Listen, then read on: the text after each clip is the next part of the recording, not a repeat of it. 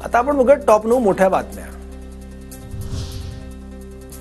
माणिकराव कोकाटेंच्या शिक्षेला स्थगिती न दिल्यास पुनर्निवडणुकीसाठी मोठा खर्च। गेल्या 35 वर्षांपासून कोकाटे अनेक सार्वजनिक पदांवर, मतदारांनीही वेळोवेळी विश्वास दर्शवलाय। नाशिक सत्र न्यायालयाचे निरीक्षण।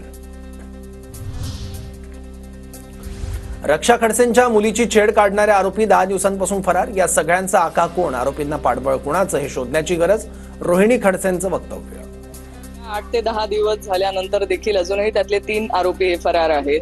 त्यांना कोणाचं पाठबळ आहे, त्यांच्या मागे कोण अक्का आहे हे शोधलं गेलं पाहिजे, कारण त्यांना जे पाठबळ मिळतंय हे नक्कीच त्यांच्या फरार राहण्यासाठीचं कारण आहे। गेल्या 8 ते 10 दिवस झाल्या बारामतीतील नवतेजस्विनी महोत्सवाचं 2 वेळा उद्घाटन। रुपाली चाकणकरांनी उद्घाटन केल्यानंतर पुन्हा सुळेंकडून उद्घाटन। बारामतीमधील शारदा प्रांगणात महिला आर्थिक विकास महामंडळ आणि बारामती नगर परिषदांच्या वतीनं कार्यक्रमाचं आयोजन। अजित पवारांच्या राष्ट्रवादीची कोल्हापुरात सदस्य नोंदणी मोहिमेसाठी खास गुलाबी रंगांच्या गाड्या गावागावात फिरणार। कागल तालुक्यातून अजित पर्व अभियानाला सुरुवात। पालघरच्या वाढवण इथे खोल समुद्रात सुरू असलेलं सर्वेक्षण बोटीतून जाऊन मच्छीमारांनी रोखलं। सर्वेक्षणासाठी कंपनीने परवानगी न घेतल्यानं स्थानिक मच्छीमार आक्रमक। Coastal marine construction and engineering limited या सर्वेक्षण करणाऱ्या कंपनीला पालघर पोलिसांची कारणे दाखवा नोटीस।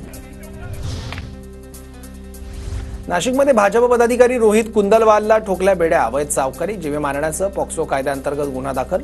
पिस्तूलचा धाक दाखवत पैसे उकळवण्याचा कुंदलवाल बापलेकांचा उद्योग सुरू होता। कुंदलवालचे वडील कैलास कुंदलवाल फरार। रोहित कुंदलवालकडून 3 मोबाईल, अलिशान कार, पिस्तूल आणि कागदपत्र जप्त। नागपुरातील प्रसिद्ध शेफ विष्णू मनोहर यांचं हॅक झालेलं फेसबुक पेज रिकव्हर करण्यात पोलिसांना यश। पेज हॅक करून त्यावर अश्लील व्हिडिओ टाकले जात होते। रिकव्हरीनंतर मनोहर यांनी मानले माध्यमांचे आभार।